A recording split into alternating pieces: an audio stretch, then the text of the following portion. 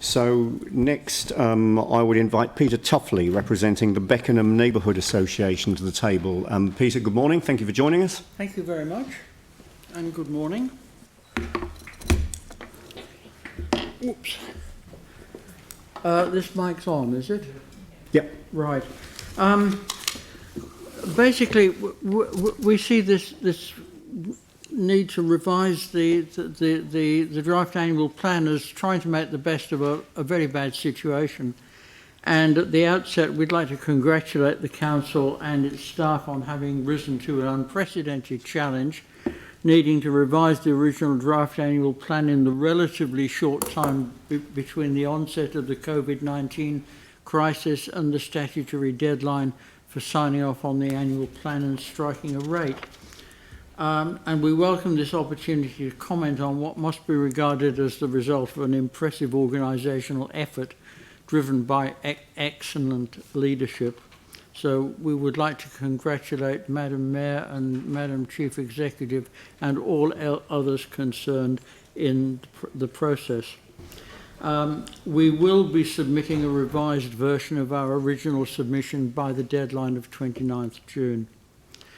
What I would like to do here is firstly to highlight aspects of the original draft plan that are unchanged and to which we attach particular importance, and secondly to comment on features of the updated draft plan that we regard as significant.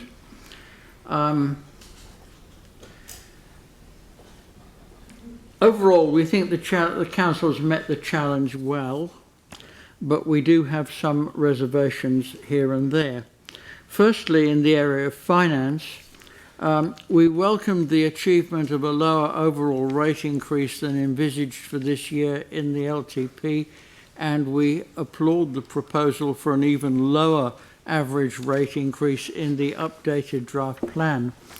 In this regard, we note that there were calls for a nil rate increase in view of the COVID-19 crisis. We appreciate the council's having given those calls serious consideration, and we accept the conclusion that this could not be achieved without unacceptable reductions in scope or levels of service. Turning to water-related matters, firstly, we support the proposed excess water use charge.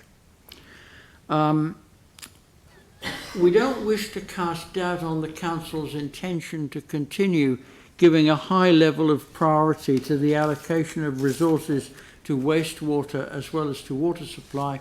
However, we note some local instances of cuts in these vital areas of expenditure, notably $4.5 million slashed on Eastern Terrace trunk main renewal and a relatively minor sum on Palatine wellhead conversion. In relation to wastewater, Summerfield pump station and pressure main gone. Eastern Terrace wastewater main upgrade, $345,000 cut. These are local instances, but their impact is not local. It will be they will have network implications, and we're seeking an assurance from the council that those cuts and similar cuts, which have no doubt taken place elsewhere in the city, will be reinstated in next year's annual plan.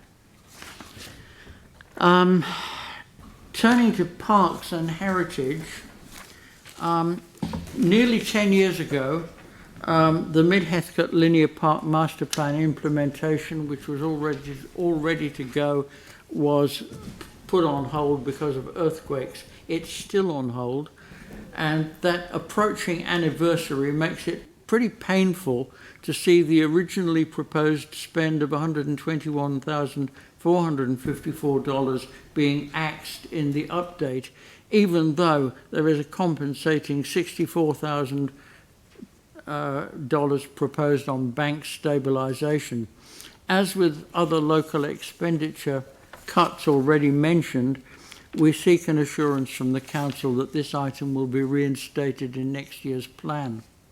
Turning to glyphosate, we applaud the Council for seeking specific feedback on this issue.